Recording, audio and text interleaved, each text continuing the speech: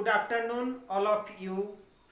आज हम लोग बात करेंगे सोशल साइकोलॉजी के बारे में, स्कोप ऑफ सोशल साइकोलॉजी। पिछले क्लास में हम लोग सोशल साइकोलॉजी से परिचित हुए थे। आज हम लोग बात करेंगे कि सोशल साइकोलॉजी का कार्यक्षेत्र क्या है, यानी स्कोप ऑफ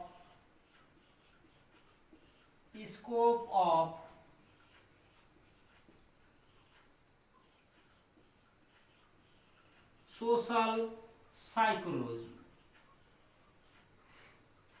सोशल साइकोलॉजी का कार्यक्षेत्र बहुत बड़ा है और बहुत महत्वपूर्ण है। तो हम लोग अब एक एक करके जानते हैं कि इसका क्या क्या। सबसे पहला इसका कार्यक्षेत्र है एटीट्यूड।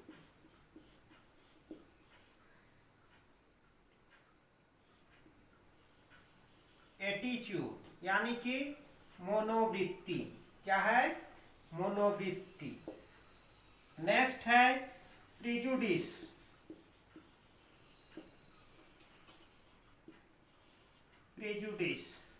पूर्वाग्रह। नेक्स्ट सोशल इन्फ्लुएंस, सामाजिक प्रभाव। नेक्स्ट सोशल परसेप्शन, सामाजिक प्रत्यक्षण। Next aggression,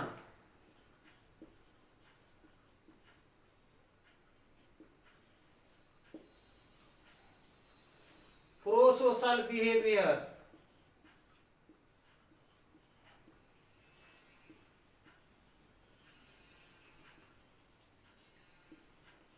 prosocial behaviour.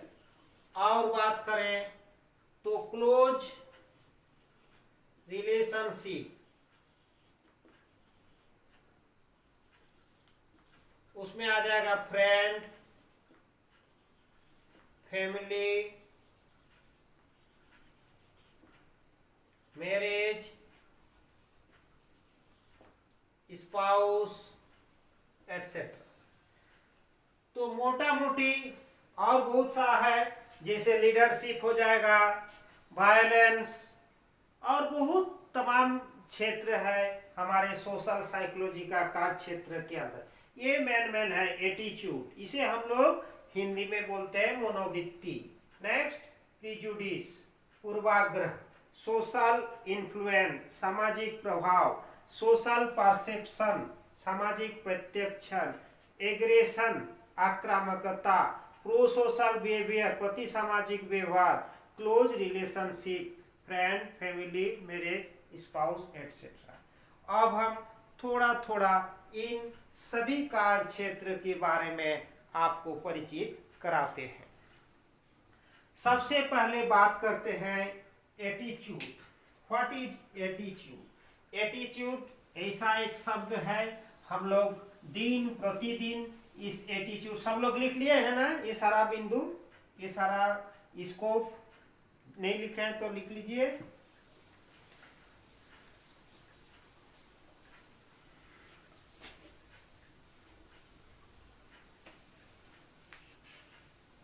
एकदम शॉर्ट में हम एक एक कार्य क्षेत्र के बारे में थोड़ा थोड़ा आपको परिचित, बाद में इन तमाम चीजों को विस्तार से आप पढ़ेंगे। एटीट्यूड, इसे हिंदी में बोलते हैं मनोवृत्ति। क्या है? मनोवृत्ति। तो व्हाट इज एटीट्यूड? एटीट्यूड का एक डेफिनेशन आपको हम बता देते हैं। ए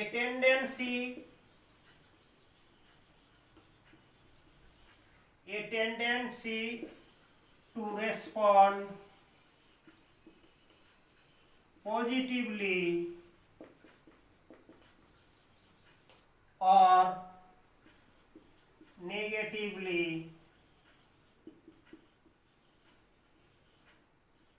to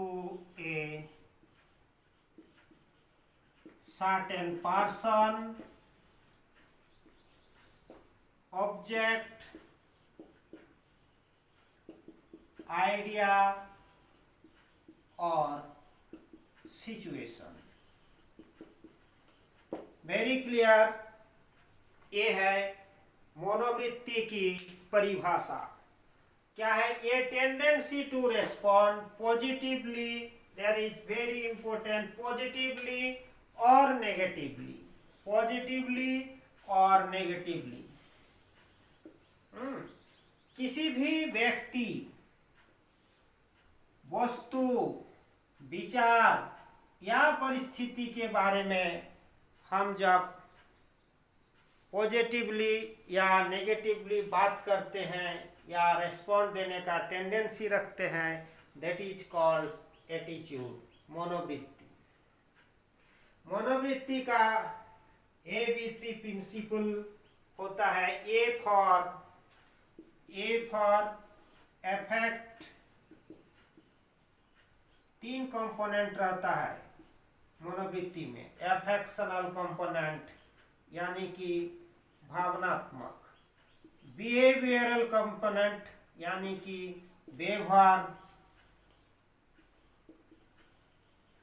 व्यवहारात्मक, और सी फॉर कॉग्निटिव। ये 3 कंपोनेंट मनोवृत्ति में रहता है। हमेशा ऑब्जेक्टिव क्वेश्चन में पूछा जाता है कि क्या क्या 3 कंपोनेंट है। 4 ऑप्शन दे दिया जाएगा आपको और उसमें से बताया जाएगा कि मनोवृत्ति में कौन सा, इनमें से कौन सा कंपोनेंट नहीं है। तो आप मनोवृत्ति के बारे में आप मोटा मोटी आप समझ चुके हैं। अब हम लोग बात करते हैं प्रेजुडिस।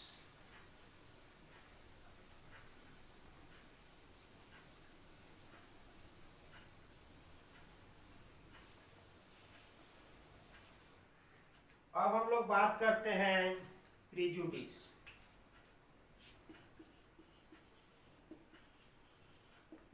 पूर्वाग्रह।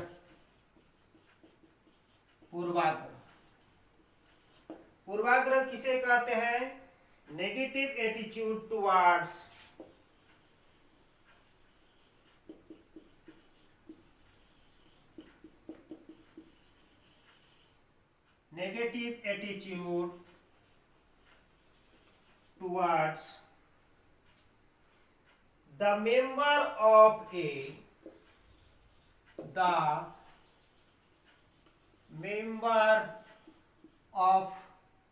the member of social group।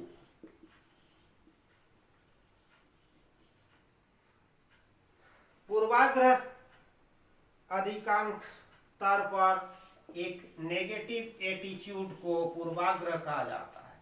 क्या है? पूर्वाग्रह एक अधिकांश तौर पर, जनरली ए नेगेटिव एटीट्यूड को ही हम लोग पूर्वाग्रह कहते हैं। किसके प्रति? मेंबर्स के प्रति।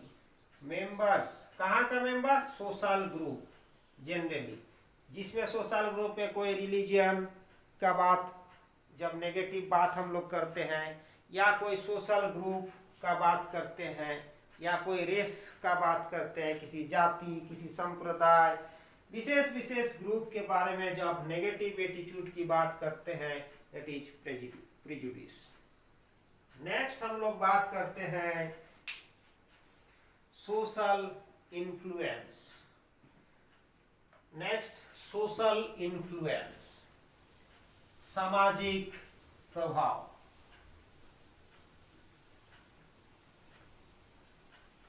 नेक्स्ट बात करते हैं हम लोग सामाजिक प्रभाव।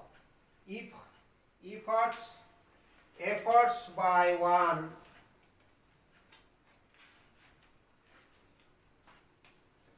social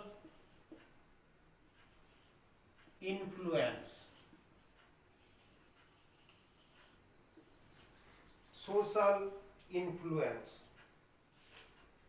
changing one's behavior, social influence। इसका डेफिनेशन है efforts by one or more individual. Efforts by one or more individual to change attitude,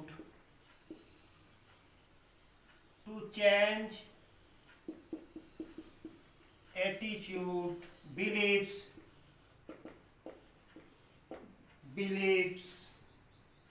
perception, or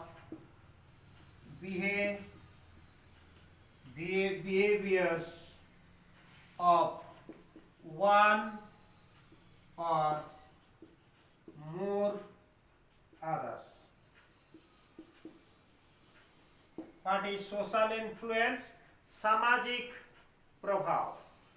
Efforts by one or more individual to change attitude, beliefs, perception or behaviors of one or more others.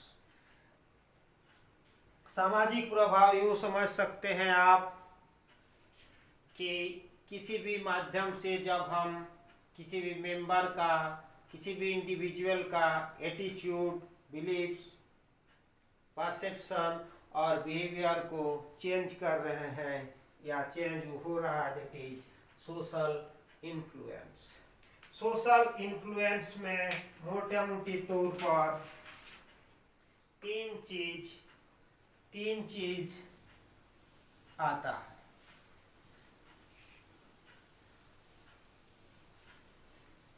Conformity सबसे पहला है. Conformity, next compliance and obedience.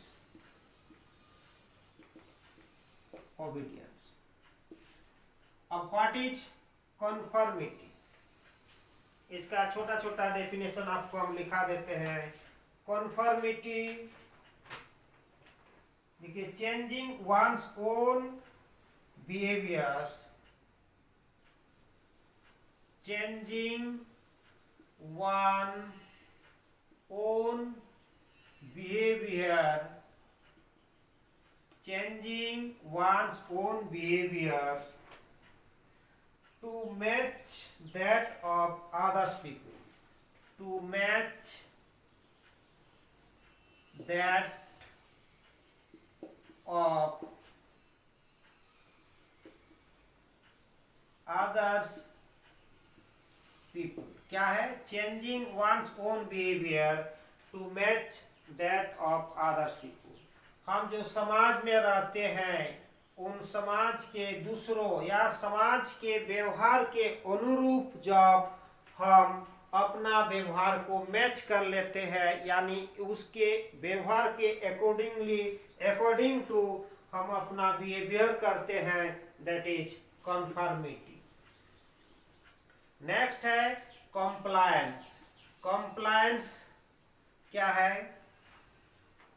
Changing one's own behaviour. लिख लीजिए इसका भी definition.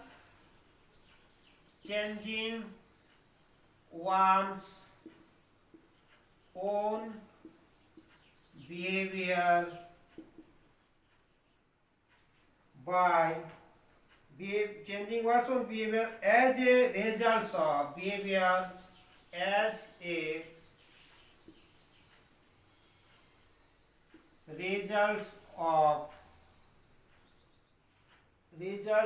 other people's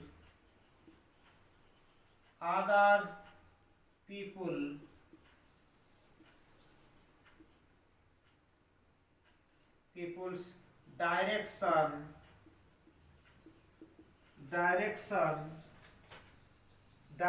or asking for the change. Directing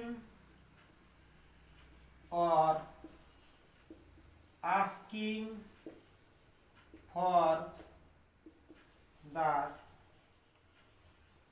change. Compliance में क्या है? इसमें क्या हो रहा था? हम अपने से सोसाइटी के नॉर्म्स, सोसाइटी के बाकी लोग जो व्यवहार कर रहे हैं उसके अकॉर्डिंगली हम अपना बिहेवियर को मैच करते हैं, दैट इज कॉन्फर्मिटी। और कंप्लायंस में क्या है, हम क्या करते हैं, अपना बिहेवियर को चेंज करते हैं किसके परिणाम स्वरूप, दूसरा कोई किसी का डायरेक्शन, किसी का दिशा निर्देशन या बोलने पर जो हम अपना बिहेवियर को चेंज करते हैं, दैट इज कंप्लायंस। अब आता है ओबीडियंस। ओबीडियंस क्या है, changing one's own behaviour, changing one's own behavior, changing one's own behavior as the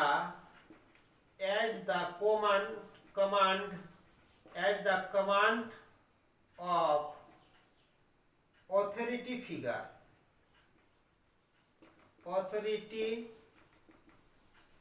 authority figure.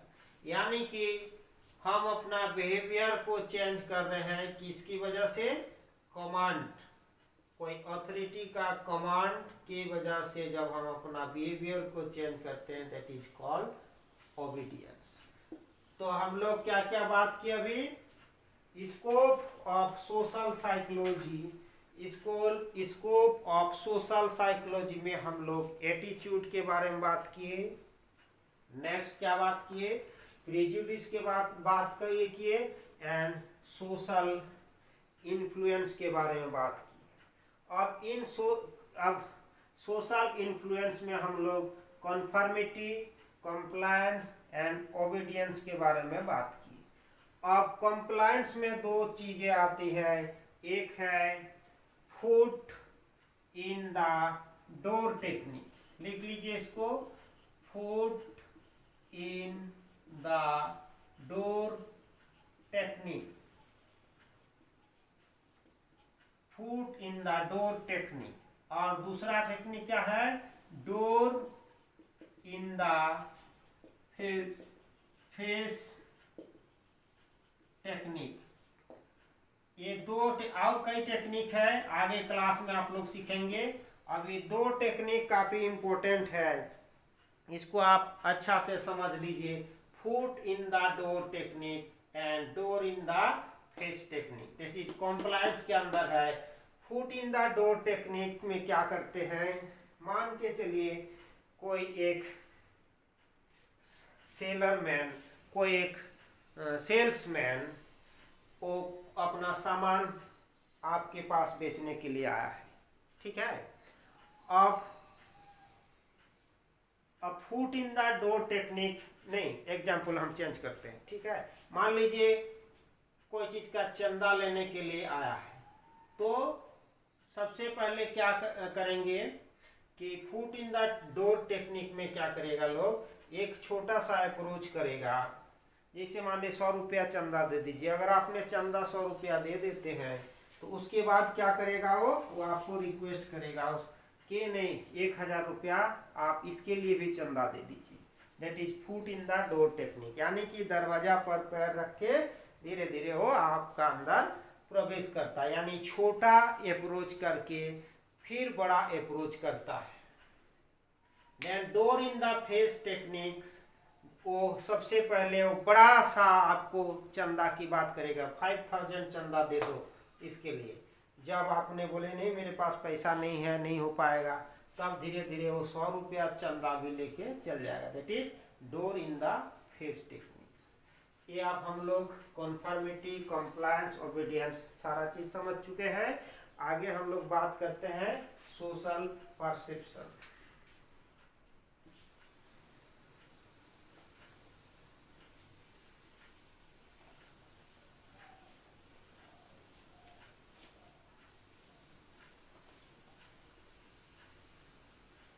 क्या बात करेंगे हम लोग, सोशल परसेप्शन। सोशल परसेप्शन सामाजिक प्रत्यक्षण, समाज में हम लोग किसी का व्यवहार, इसमें सबसे इंपॉर्टेंट थ्योरी है एट्रीब्यूशन थ्योरी।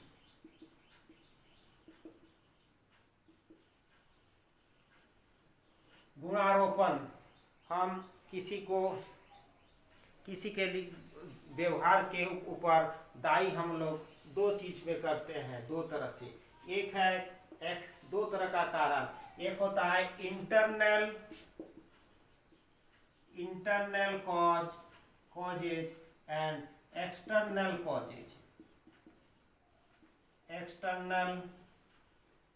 कॉजेज। इसी को इंटरनल कॉज को बोलते हैं डिस्पोजिशनल कॉज, और एक्सटर्नल को बोलते हैं सिचुएशनल कॉज। अब इसके अंदर तीन कॉन्सेप्ट है, आप उसको कॉन्सेंसस, कंसिस्टेंसी एंड डिस्टिंक्टिवनेस, ये तीन चीज है। जब ये तीनों हाई रहेगा, हाई एंड हाई तीनों हाई रहेगा, तब क्या होगा, ये होगा एक्सटर्नल कॉज यानी कि सिचुएशनल फैक्टर। और जब ये लो होगा, ये हाई होगा एंड ये भी लो होगा, तब हो जाएगा इंटरनल कॉज यानी कि डिस्पोजिशनल कॉजेज। इसको एक उदाहरण से हम आपको समझाते हैं। मान के चलिए एक स्टूडेंट है देव क्या करता है, जब भी इंग्लिश क्लास होता है तो इंग्लिश क्लास का टीचर को क्या करता है, टीचर के ऊपर वो चिल्लाता है। देव इंग्लिश के टीचर जब भी क्लास होता है वो इंग्लिश टीचर के ऊपर चिल्लाता है, बाकी स्टूडेंट्स भी चिल्लाता है। अगर जैसे देव चिल्लाता है उसी तरह अगर बाकी स्टूडेंट भी चिल्लाता है तो दैट इज कॉन्सेंसस क्या हो जाएगा, हाई। कॉन्सेंसस को हिंदी में बोलते हैं सहमति। तब क्या हो जाएगा, कॉन्सेंसस हाई हो जाएगा। जब भी इंग्लिश क्लास होता है तो देव चिल्लाता है, यानी कि कंसिस्टेंसी क्या हो जाएगा, हाई हो जाएगा। एंड दूसरा, जब क्लास के टीचर पर वो नहीं चिल्लाता है, यानी कि डिस्टिंक्टिवनेस भी हो जाएगा हाई। इस स्थिति में क्या हो जाएगा, किसको हम लोग गुणारोपण करेंगे, किस पर ना, इस स्थिति पर हम लोग एक्सटर्नल कॉज को करेंगे। अगर तीनों हाई रहेगा तो एक्सटर्नल कॉज होगा, ठीक है। यानी कि देव के अंदर कोई गड़बड़ नहीं है, देव को हम लोग दोष कारण के रूप में नहीं दे रहे हैं। कारण क्या है, टीचर पर है, यानी कि एक्सटर्नल कॉज, सिचुएशनल कॉज। अगर हम देव क्या करता है, देव चिल्लाता है, लेकिन क्या है बाकी स्टूडेंट सब नहीं चिल्लाता है, तो क्या हो जाएगा, कंसेंसस क्या हो जाएगा, इस स्थिति में लो हो जाएगा। देव जब भी इंग्लिश क्लास में जाता है चिल्लाता है तो कंसिस्टेंसी क्या हो जाएगा, हाई हो जाएगा। और वह खाली इंग्लिश के टीचर क्लास में ही नहीं, सारे क्लास में चिल्लाता है तो क्या हो जाएगा, डिस्टिंक्टिवनेस लो हो जाएगा। इस स्थिति में क्या हो जाएगा, हमारा इंटरनल कॉज होगा, इंटरनल कॉज यानी कि डिस्पोजिशनल कॉज। इस तरह से आगे बहुत सारा व्यवहार जो हम लोग समाज में करते हैं, उस व्यवहार के पीछे क्या कारण है, उन तमाम कारण को जानने का सोशल साइकोलॉजी प्रयास करता है। ये था सोशल परसेप्शन। आगे चल के उसी तरह से एग्रेशन पर भी सोशल साइकोलॉजी काम करता है, और प्रति सामाजिक व्यवहार के ऊपर भी काम करता है। और मोटा मोटी आप सब समझ चुके हैं कि सोशल साइकोलॉजी का क्या कार्य क्षेत्र है। आप सोशल साइकोलॉजी का कार्य क्षेत्र के बारे में सवाल आएगा तो आप बहुत अच्छा तरह से आप लिख लेंगे। Thank you. किसी को कोई क्वेश्चन नहीं है, अगर क्वेश्चन है तो आप पूछ सकते हैं।